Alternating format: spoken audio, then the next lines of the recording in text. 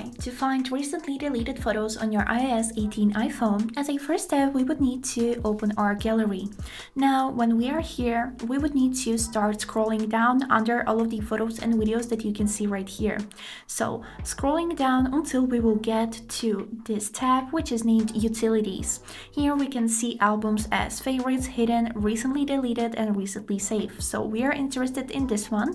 We would need to click on it and then enter our passcode to view this album. And here, as you can see, I got one photo that I have deleted right before shooting this video.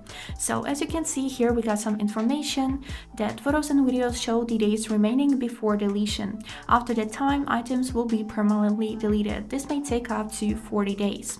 So here you can find all of the deleted photos, and if you would like to recover them, we can do it two ways. First one is click on this button select, then select all of the objects that you would like to recover, then click on this three dots at the bottom right corner and choose recover.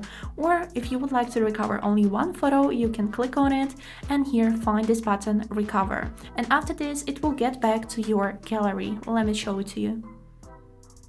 Here is the teddy bear. That's all. I hope this video was helpful and have a great day.